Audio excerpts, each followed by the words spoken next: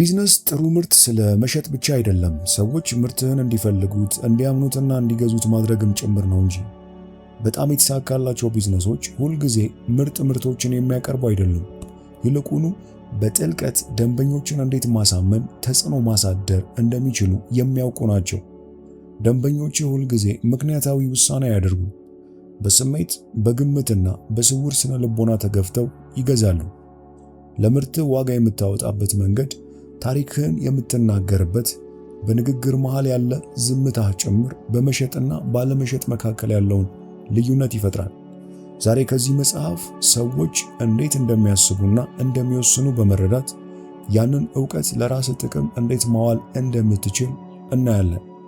ለምን ዝምታ በድርድር ውስጥ ካሉት በጣም ጠንካራ መሳሪያዎች አንዱ እንደሆነ፣ ለምን ሰዎች ከምርቶች ይልቅ ስሜቶችን እንደሚገዙና በመልእክት ውስጥ ያሉ ትናንሽ ለውጦች እንዴት እምነትንና ሽያጮችን እንደሚጨምሩ አንድ በአንድ ትማራለህ። የማሳመን ችሎታን ማዳበር ሌሎችን ስለ ማጭበርበር አይደለም፣ እንዲያውም ከዚያ በተቃራኒ ነው። ጎበዝ አሳማኝ ከሆንክ ደንበኞች እየተታለሉ እንደሆነ አይሰማቸውም። ውሳኔያቸውንም ሙሉ በሙሉ በራሳቸው እንዳደረጉት ነው የሚያስቡት። ይህም በውሳኔያቸው ላይ ተጽዕኖ ያሳርፋል።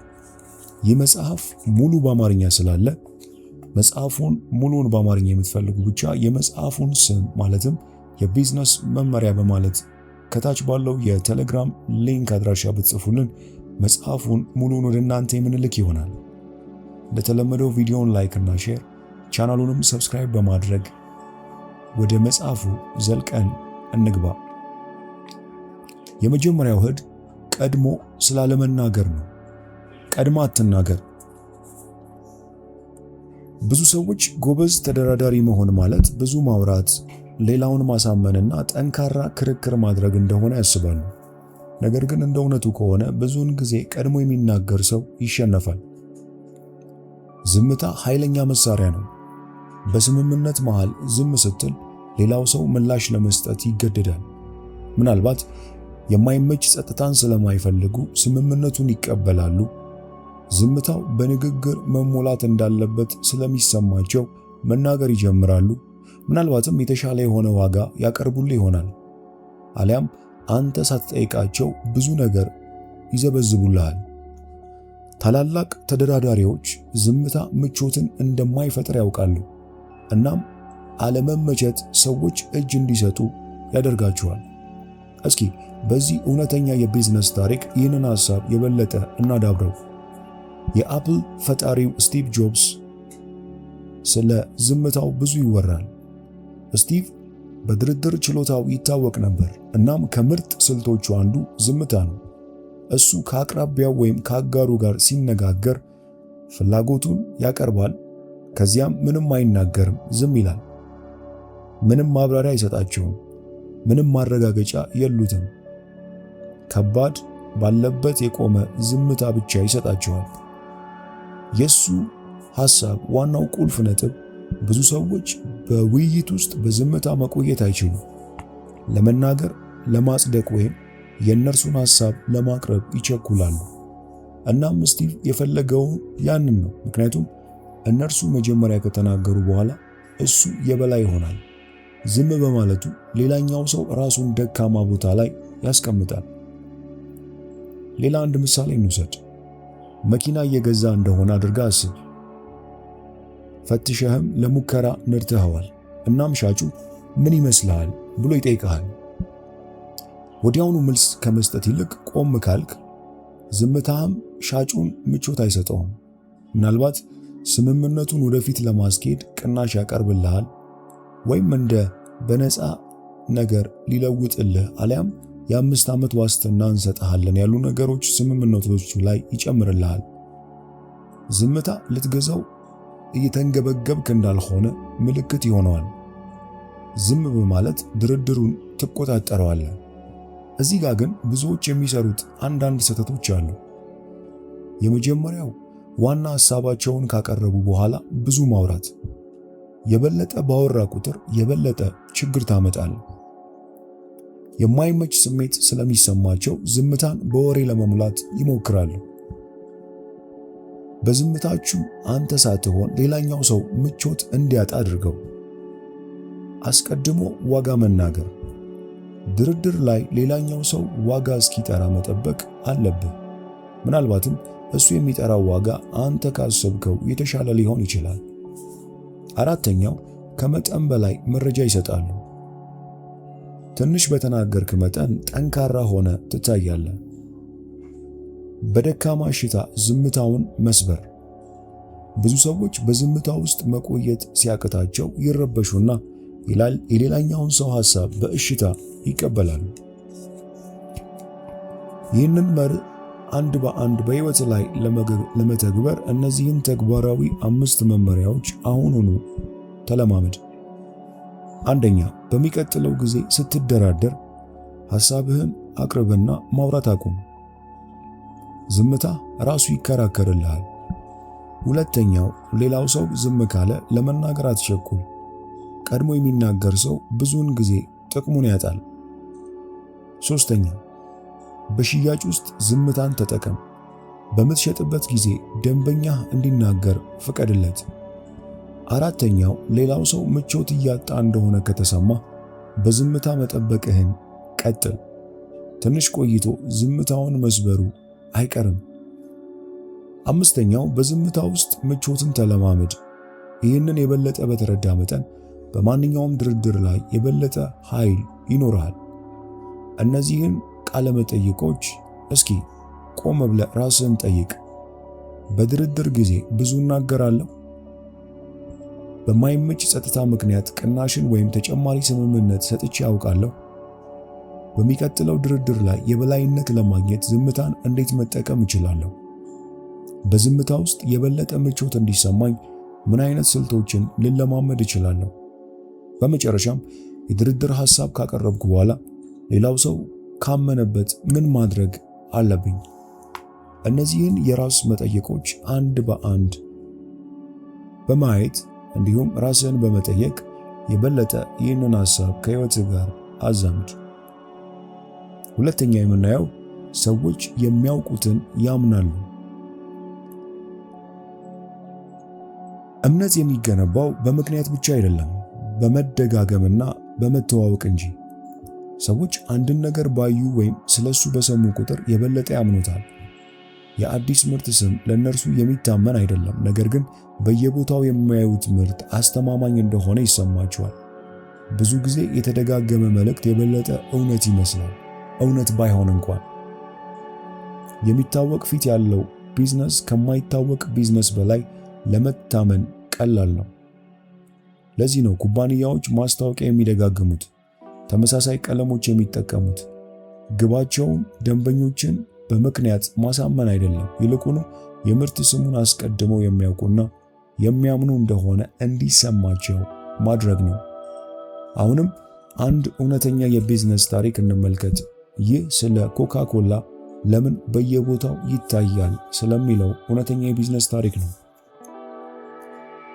ሰዎች መኖሩን ስለማያውቁ አይደለም ኮካ ኮላ ደጋግሞ ማስታወቂያ የሚነግረው፣ የማያቋርጥ ትውውቅ እምነትን፣ ምርጫን ስለሚፈጥር እንጂ። ኮካ ኮላን በየሄድክበት ሁሉ ታየዋለህ። በቴሌቪዥን ማስታወቂያዎች፣ በዋና ዋና ዝግጅቶች ላይ ስፖንሰር ሆኖ፣ በሱቆች፣ በምግብ ቤቶች፣ በማስታወቂያ ሰሌዳዎች። ኮካን ባትጠጣውም አእምሮ ጥራቱን የጠበቀ የታወቀና አስተማማኝ አድርጎ ይመዘግበዋል። ለዚያም ነው ከማይታይ ለስላሳ መጠጥና ኮካ ኮላ አንዱን ምረጥ ብለህ ኮካን የምትመርጠው።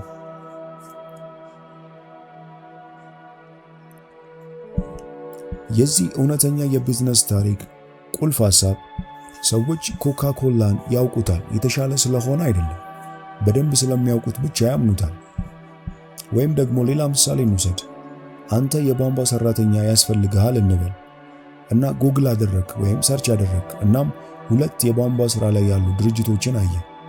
አንደኛው ደጋግሞ በቴሌቪዥን ሲያስተዋውቅ ታየዋለህ፣ ሌላኛው ጭራሽ ስሙን ሰምተህ አታውቅም። እስኪ የትኛውን የበለጠ ታምናለህ? ምንም እንኳን ስለ ችሎታው ምንም የምታውቀው ነገር ባይኖርም የምታውቀውን ቧንቧ ሰሪ ድርጅት የመምረጥ ዕድል ከፍተኛ ነው። አርማውና ስሙን ከዚህ በፊት ታውቀዋለህና ደህንነት ይሰማሃል፣ እሱን ትመርጠዋለህ። በዚህ ሐሳብ ስር ብዙዎች የሚሰሩት ስህተት የምርት ስምህን ደጋግሞ መለዋወጥ። ሰዎች አንተን ካላወቁ አያምኑህምና የቢዝነስህን ስም አትቀይር። ሁለተኛው ከአንድ ግዢ በላይ ወይም ከአንድ ግዢ በኋላ ደንበኞች ያስታውሱናል ብሎ ማሰብ።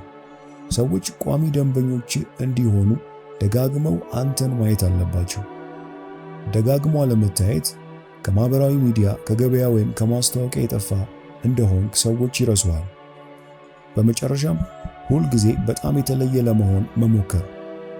ጎልቶ መውጣት ጥሩ ነው፣ ነገር ግን ሰዎች ላለመዱት ነገር እምነት የላቸውም።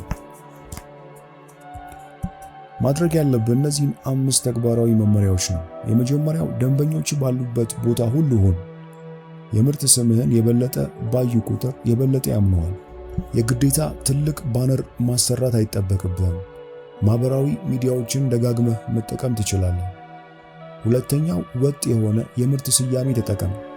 ሰዎች በቅጽበት እንዲያውቁ ተመሳሳይ ቀለሞችን፣ ተመሳሳይ መልእክቶችን ተጠቀም። መልእክትህን ብዙ ጊዜ ደጋግመው። ሰዎች ነገሮችን ከማስታወሳቸው ወይም ከማመናቸው በፊት ብዙ ጊዜ መስማት አለባቸው። ቢዝነስ ላይ የሚታወቅ ፊት አስቀምጥ። የሚታወቅ ፊት የአንተ ሰራተኞች ወይም ማስታወቂያ የሚናገርልህ ሰው በሌሎች ላይ እምነትን ይገነባል። አምስተኛው ማህበራዊ ማረጋገጫ ተጠቀም። ሌሎች ስላንተ ቢዝነስ የተናገሩት መልካም ነገር ወይም ምስክርነቶች በአዲስ ደንበኞች ላይ መተማመንን ይፈጥራል።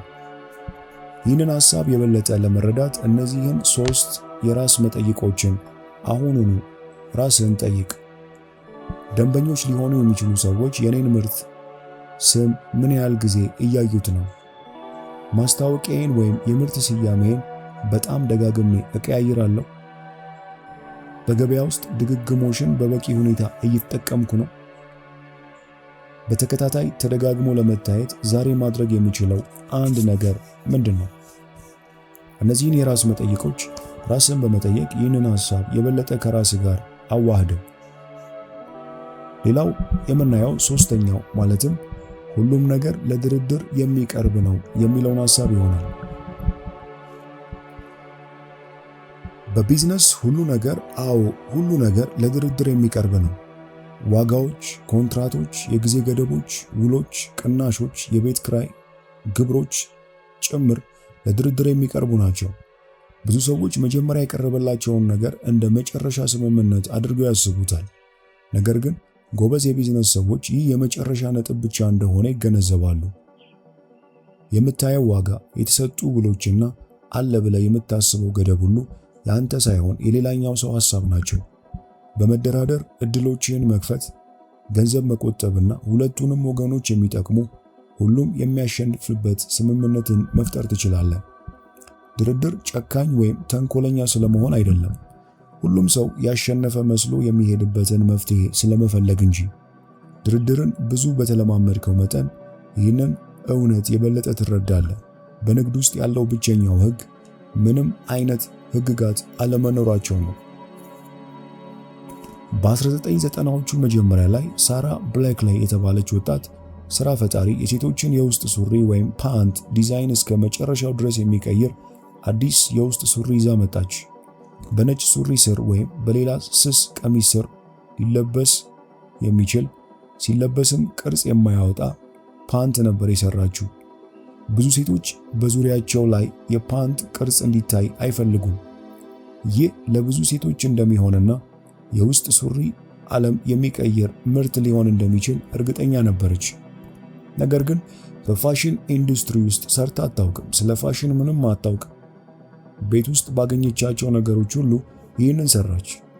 በምርት ማምረት ውስጥ ልምድ የላትም። እናም ይህን ለማድረግ የሚያስችልም ገንዘብ አልነበራትም። የልብስ አምራቾችንም ስታነጋግራቸው ሁሉም አልተቀበሏትም፣ እንደማይቻል ነገሯት። ገበያው እንደማያስፈልገው፣ ሴቶች እንደማይገዙት ነገሯት። ብዙዎች ተስፋ ቆርጠው ያቆሙ ነበር። ነገር ግን ሳራ ሁሉ ነገር ለድርድር የሚቀርብ መሆኑን ታውቃለች። እምቢታቸውን ከመቀበል ይልቅ ስልቷን ቀየረች። በአሜሪካ ውስጥ ያሉትን የልብስ አምራች ፋብሪካዎችን ሁሉ እየደወለች መጠየቅ ጀመረች። እናም አንደኛው ሊያዋራት ፈቀደ። ስለ ምርቷ ሳይሆን ደጋግማ ስለደወለች ስለጨቀጨቀችው ነበር እሺ ያላት። በስተመጨረሻም በትንሽ ብዛት ሊያመርትላት ተስማሙ። እውነተኛው ፈተናም ለመሸጥ ስትሞክር መጣባት። ኒማን ማርከስ የተባለ ብዙ ሱቆች ያሉት ኩባንያ ምርቷን ከመቀበሉ በፊት ገዢዎች እንዳሏት እንድታረጋግጥ ጠየቃት። እናም ሳራ ያገኘቻቸውን ሴቶችን ኑ አንድ ነገር ላሳያችሁ እያለች ወደ መታጠቢያ ክፍል ትወስዳቸዋለች። ግራ የተጋቡ ሴቶችም ይከተሏታል። እናም ሳራ አዲሱን ምርቷን ወይም የውስጥ ሱሪዋን ታሳያቸውና ከድሮዎቹ የውስጥ ሱሪዎች አንጻር እንዴት የተሻለ እንደሆነ ታሳምናቸዋለች። ልዩነቱን ያዩ ሴቶችም ይገዟት ጀመር። ቀስ በቀስም በየቦታው የሽያጭ ትዕዛዞች ይመጡ ጀመር። አሁንም ድርድሯን አልጨረሰችም። ምርቷ የልብስ ሱቆች ውስጥ ከገባ በኋላ በዚያ ያሉ ሻጮች ምርቷ እንዳይታይ አድርገው አርቀው ሲያስቀምጡባት ካሸሮች የሚቀመጡበት ጋር ወይም የበሩ መግቢያ ላይ እንዲቀመጥ ተደራደረች። የኒማን ማርከስ ባለቤቶችም በሐሳቧ ተስማምተው ምርቷን ከፊት ማስቀመጥ ጀመሩ። ይህ ቀላል የሚመስል እርምጃም ሽያጭን ጨመረላት። የዚህ እውነተኛ የቢዝነስ ታሪክ ቁልፍ ሐሳብ ሁሉም አይሆንም እንደ መልስ ለመቀበል ፈቃደኛ ባለመሆኗ ሳራ ብሌክሊ ምርቶቿን ቤቷ ውስጥ ዲዛይን በማድረግ ስፓንክስ የተሰኘ የቢሊየን ዶላር ብራንድ ፈጥራለች። እንበልና ለአዲሱ ቢዝነስ ቁሳቁሶችን የሚያቀርብልህ ሻጭ ለማግኘት እየሞከርክ እንደሆነ አስብ። አቅራቢ ታገኛለህ፣ ነገር ግን ዋጋቸው አንተ ከጠበቅከው በላይ ይሆንብሃል። እንደ ሌሎቹ ሰዎችም ከሆንክ የቀረበልህን ዋጋ ትቀበላለህ ወይም ጥለህ ትሄዳለህ። ሆኖም መደራደር ትጀምራለህ። በጅምላ ካዘዝኩ ቅናሽ ልታቀርብልኝ ትችላለህ? ቅድመ ክፍያ ከከፈልኩ የተሻሉ ውሎችን ማግኘት እችላለሁ? ማጓጓዣውን ነፃ ታደርግልኛለህ? በመጠየቅ ብቻም በመቶዎች ወይም በሺዎች የሚቆጠሩ ብሮችን መቆጠብና ከአቅራቢያ ጋር ጠንካራ ግንኙነት መፍጠር ትችላለህ። ሆኖም ግን ብዙዎች የሚሰሩት 5 ስህተቶች አሉ። አንደኛው ጭራሽኑ አለመደራደር። ትልቁ ስህተት የተሰጠ ዋጋ የመጨረሻ ነው ብሎ ማሰብ ነው። ሁለተኛው በዋጋ ላይ ብቻ መደራደር። አንዳንድ ጊዜ የተሻሉ ውሎች፣ የተራዘሙ ዋስትናዎች ወይም ተጨማሪ አገልግሎቶች ከቅናሽ የበለጠ ዋጋ አላቸው። ሶስተኛው ከመጠን በላይ ማውራት። አንዴ የምትፈልገውን ከተናገርክ በኋላ ሌላኛው ሰው ምላሽ እስኪሰጥህ ጠብቅ። ለማብራራት አትሞክር። አራተኛው መጓጓት። የሆነ ነገርን አጥብቀ እንደፈለግከው ሻጭ ወይም ሌላ ሰው ካወቀ ዋጋ በፍጹም አይቀንስልህም።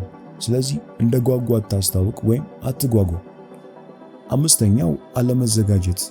ሁልጊዜ ከመደራደር በፊት የገበያ ዋጋዎችንና አማራጮችን ለይተህ ማወቅ ይኖርብሃል። እነዚህንም ለማረጋገጥ 2 ተግባራዊ መመሪያዎች አሉ። አንደኛው በሚቀጥለው ጊዜ ለቢዝነስ አንድ ነገር ስትገዛ ቅናሽ ወይም ቦነስ ጠይቅ። ምን ያህል ጊዜ እሺ እንደምትባል ስታይ ትገረማለህ። ሁለተኛው ከደንበኞች ጋር ስትደራደር አማራጮችን አቅርብ። ለምሳሌ የተለያዩ የዋጋ አወጣጥ ደረጃዎችን ማቅረብ። ይህን ስታደርግ ደንበኞች አማራጭ እንዳለው እንዲሰማ ታደርጋለህ። በመቀጠል አሁንም ይህንን የራስ መጠየቅ በመጠቀም ይህንን ሐሳብ ከራስ ጋር በደንብ አዋህድ። ለድርድር አያቀርቡትም ብዬ የማስበው ነገር አለ። የተሻለ ስምምነት ከጠየቁ ሊፈጠር የሚችለው በጣም መጥፎ ነገር ምንድን ነው? ሶስተኛው ከዋጋ ውጭ ምን 3 ነገሮች ሊደራደር ይችላል? አራተኛው በዚህ ድርድር ውስጥ ከፍተኛ ጥቅም ያለው ማን ነው? ይህንንስ ወደ ራሴ ጥቅም መቀየር የምችለው እንዴት ነው? አምስተኛው ከድርድር አቋርጬ የምወጣበት ነጥቤ ምንድን ነው? ለምሳሌ ቢያንስ ይህንን ካላገኘው አልስማማም የምለው ነገር ምንድን ነው? አሁን በመቀጠል የምናየው ከዚህ መጽሐፍ አራተኛውን ቁልፍ ድርድሩን አቋርጠህ ውጣ የሚለውን ሐሳብ ይሆናል። በድርድሩ ውስጥ ካሉት ትላልቅ ስህተቶች አንዱ ስምምነቱ እንዲፈጸም ከልብ አጥብቆ መፈለግ ነው። ይህ በሚሆንበት ጊዜ ሌላ ጊዜ እሺ የማትለውን ነገር መስማማት ትጀምራለህ። ትርፍ መክፈል፣ መጥፎ ቃላትን ዝም ማለት ወይም ለማሸነፍ ብቻ ብለህ በማይሆን ነገር መስማማት ትጀምራለህ። ለዚያም ነው ሁልጊዜ ስምምነቱን አቋርጠ የምትወጣበት ነጥብ የሚያስፈልግህ። ስምምነቱ ለአንተ ትርጉም በማይሰጥበት ጊዜ ገደብህን አልፏልና አቋርጠ ልትወጣ ይገባል። እጁን ጨብጠውና ስለሰጠኸኝ ጊዜ አመሰግናለሁ ብለህ ተነስተህ ውጣ። ይህንን የማቋረጫ ነጥብ አስቀድመ ማወቅህ ነገሮችን እንድትቆጣጠር ያደርግሃል። ቢዝነስህንም ከመጥፎ ውሳኔዎች ይጠብቃል። በራስ በመተማመን ውስጥ ሆነ እንድትደራደር ያግዛል። ሌላኛው ወገን በማንኛውም ሰዓት አቋርጠ ለመውጣት የተዘጋጀ እንደሆን ካወቀ በአንተ ቁጥጥር ስር እንደሆነ ያስባል። በ1990ዎቹ መገባደጃ ላይ ማርክ ኪዩበን ብሮድካስት.ኮም የተባለ በቴክኖሎጂ ዓለም ካሉ ሁሉ የላቀ የኢንተርኔት ራዲዮ ኩባንያ ገንብቶ ነበር። የአሁኑም ያሆ ይህንን ኩባንያ መግዛት ፈለገ። ማርክ ኪዩበን ኩባንያቸው ትልቅ አቅም እንዳለው ያውቅ ነበር። ነገር ግን በቴክኖሎጂው ዓለም ውስጥ እየተፎካከሩ መቆየቱ ከባድ እንደሆነም ገብቶታል። የብሮድካስት.ኮምን የመሸጫ ዋጋንም $5.7 ቢሊዮን አደረገው። በድርድሩ ወቅት የያሁ ሰዎች ዝቅተኛ ዋጋ ቀረቡ። ውሎችን ለማስተካከል ሞከሩ። ማርክ ግን ወይ ፍንክች አለ። በግልጽም ነገራቸው፣ ስምምነቱን ከፈለጋችሁ የተጠየቃችሁትን ዋጋ ክፈሉ። ውጤቱ ምን ሆነ? ያሁ በመጨረሻም ተስማሙ። ብሮድካስት.ኮምን በ5.7 ቢሊዮን ገዛው። ከወራት በኋላም የቴክኖሎጂ ገበያ በሙሉ ተናጋ። የያሁ የገበያ ዋጋም አሽቆለቆለ። የማርክ ኪዩበንም ይህ ከመሆኑ በፊት አስቀድሞ ሽጧልና ቢሊዮን ዶላሮችን እንደያዘ ከመክሰር ተረፈ። የዚህ እውነተኛ የቢዝነስ ታሪክ ምንድነው? ዋናው ቁልፉ ሐሳብ አቋርጦ የመውጣት ዋጋውን ባያውቅ ወይም ቢስገበገብ ሁሉንም ነገር አጥቶ ሊሆን ይችላል። ይልቁንም በታሪክ ውስጥ ካሉ ታላላቅ ሽያጮች አንዱን በማድረግ ህይወቱን ለውጧል። መኪና እየገዛ እንደሆነ አስብ። ሁሉንም የዋጋ ጥናት አድርገሃል። ለአንተ ተመጣጣኝ የሆነው መኪና ዋጋው 2.5 ሚሊዮን ብር እንደሆነ አወቅ። ሆኖም መኪና የሚሸጥልህ አከፋፋይ ወይም አስመጪ የዋስትና የምናምን እያለ ተጨማሪ ወጪዎችን እየጨማመረ ያናድድ ጀመር። ይህም አጠቃላይ የመኪናውን ድምር ወደ 3.2 ሚሊዮን ከፍ አደረገብህ። በእንደዚህ አይነት ሁኔታ ውስጥ ብዙ ሰዎች ጫና ውስጥ ይገባሉ። ነገር ግን አቋርጦ የመውጫ ዋጋህን አስቀድመ 2.6 ሚሊዮን አድርገዋልና እሱን መልቀቅ የለብህም። እንዲህ ትላለህ፣ ያቀረብክልኝ ስምምነት አመሰግናለሁ፣ ነገር ግን ከ2.6 ሚሊዮን ብር በላይ አልሄድም። ይህ የማይቻል እንደሆነ እረዳለሁ። ሌላ ቦታዎች ላይ ዋጋ ማየት አለብኝ። በድንገት የኃይሉ ሚዛን ይቀየራል። አስመጪው ጥለኸው ልትሄድ እንደሆነ ሲያውቅ የተሻለ አማራጭ ይዞ ይመጣል። አዲስ ዋጋ ባያቀርብልህ ራሱ ስሜትህ እንዲያሸንፍ ስላላደረግ አሁንም ቢሆን አሸናፊ ነህ። ሆኖም ግን ብዙዎች የሚሰሩ ስህተት አለ። አቋርጦ የመውጫ ዋጋ አለመኖር። ገደብህን ካላወቅ ወደ መጥፎ ስምምነቶች ትገባለህ። ስሜቶች ምክንያትህን እንዲሻሩ መፍቀድ። በጣም መደሰት ወይም ስምምነቱን ላለማጣት መፍራት የተሳሳተ ውሳኔ ውስጥ እንድትገባ ሊያደርግ ይችላል። ቶሎ አቋርጦ መሄድ። ምንም አይነት ጫና ሳታደርግ ቶሎ ብለህ አቋርጦ የምትሄድ ከሆነም የተሻለ ስምምነት ሊያመልጥ ይችላል። አማራጮችን አለማዘጋጀት። ሌላ አማራጭ ከሌለ የሚሰጥህን ስምምነት ትቀበላለህ፣ ጥሩ ባይሆን እንኳን። አቋርጦ መሄድ ማለት ስምምነቱ አበቃለት ማለት ነው ብሎ ማሰብ። አንዳንድ ጊዜ ጠረጴዛን ለቀህ ስትወጣ ሌላኛው ወገን እንደገና እንዲያስብ ያደርገዋል። ይህም የተሻለ ቅናሽ ይዞ ሊደውልልህ ይችላል። ማድረግ የሚኖርብህ እነዚህን ሁለት ተግባራዊ መመሪያዎችን መከተል ነው። አንደኛው፣ አንድን ሰው ከመቅጠር በፊት ለማቅረብ ፈቃደኛ የምትሆነውን ከፍተኛ ደሞዝ ወስን። ተቀጣሪው ተጨማሪ ከጠየቀ ስምምነቱን ለማቋረጥ ዝግጁ ሁን። ሁለተኛው፣ ከአቅራቢዎች ጋር ስትደራደር ሌሎች አማራጮች ይኑርህ። ዋጋንም አጣርተህ ቅረብ። ከኢንቨስተሮች ጋርም የምታወራ ከሆነ ከካምፓኒ ምን ያህል መቶኛውን ለነርሱ ለመስጠት ፈቃደኛ እንደሆንክ አስቀድመህ ወስን። መጓጓት ወደ መጥፎ ስምምነት እንዲገፋ አትፍቀድ። ከደንበኞች ጋር በምትደራደርበት ጊዜም ትንሽ ክፍያ ለማግኘት ከመጠን በላይ እንዳያለፉ በዋጋ ተመኖችህና በጊዜ ላይ ገደብ አስቀምጥ። ይህንን ሐሳብ የበለጠ መረዳት እንድትችል እነዚህን 5 የራስ መጠይቆችን ራስን ለመጠየቅ ሞክር። አሁን ላይ የማደርገው ስምምነት ወይም ድርድር አለ ወይ? ከዚህ ድርድርስ የኔ ጥሩ ውጤት ምንድነው? አቋርጦ የመውጫ ዋጋዬ ወይም ገደቤ ስንት ነው? ስምምነቱ ከተቋረጠ የመጠባበቂያ ዕቅዴ ምንድነው? በስምምነቱ ውስጥ ለመቆየት ግፊቱን እንዴት መቋቋም እችላለሁ? በመቀጠል የምናየው ከዚህ መጽሐፍ የምናየው አምስተኛውና የመጨረሻው ነጥብ ይሆናል። ጊዜ ስምምነትን ሊፈጥር ወይም ሊያፈርስ ይችላል። በድርድር ውስጥ የጊዜ ሁኔታ ልክ እንደ ዋጋ ወይም ስልት አስፈላጊ ነው። በተሳሳተ ጊዜ የመጣ ታላቅ ስምምነት ውድቅ ሊደረግ ይችላል። በትክክለኛው ጊዜ የመጣ ደካማ ስምምነት ሊሳካ ይችላል። መቼ መግፋት እንዳለብህ፣ መቼ መጠበቅ፣ መቼ አቋርጦ መውጣት እንዳለብህ ማወቅ ሁሉንም ለውጥ ሊያመጣ ይችላል። በጣም ቀደም ብለህ ወደ ስምምነት ከተጣደፍክ የከፋ ስምምነት ልትቀበል ትችላለህ። በጣም ረጅም ጊዜ ከጠበቅክም እድሉን ሙሉ በሙሉ ልታጣው ትችላለህ። ጎበዝ ተደራዳሪዎች ሁኔታውን ያነባሉ፣ እናም ሁኔታዎች በጣም ምቹ ሲሆኑ ብቻ ወደ ስምምነት ይገባሉ።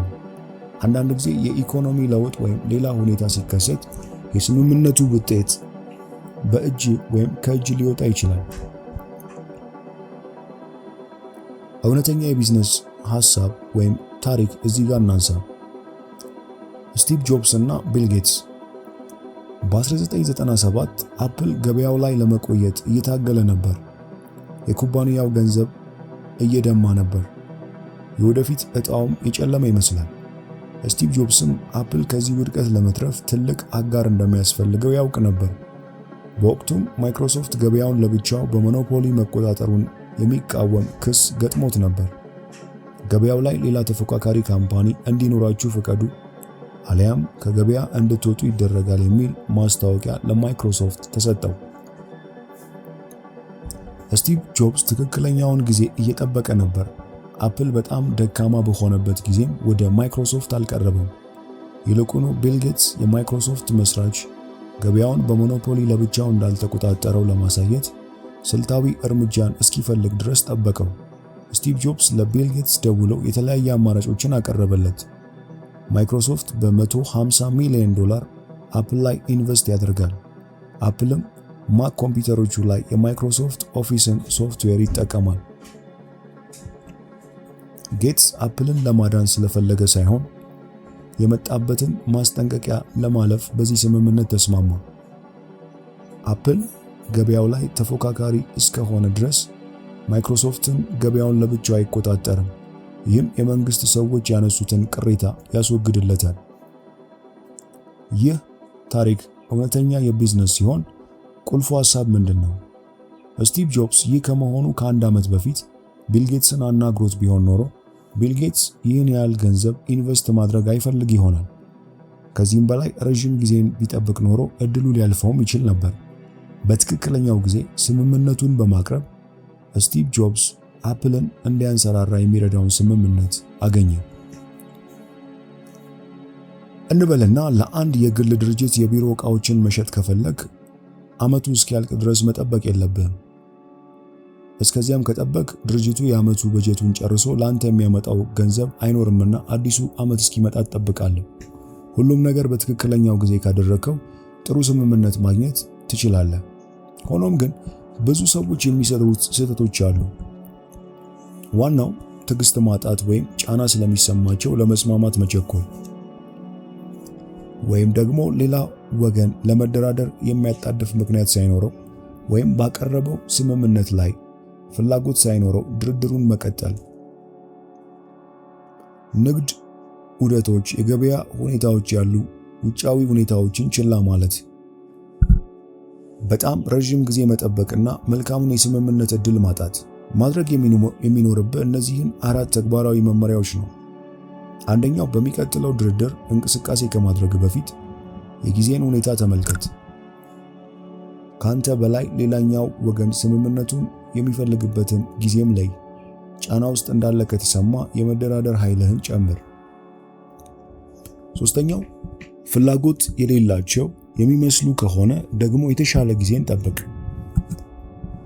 አራተኛው፣ አንተ በፈለግከው ነገር ላይ ብቻ ከማተኮር ይልቅ ለሁለታችሁም ጥቅም ሊሆን የሚችል ነገር እንዳለ አጥና። አሁንም እነዚህን የራስ መጠይቆችን ራስን በመጠየቅ ይህንን ሐሳብ የበለጠ ከራስ ጋር ማዋሃድ ትችላለህ።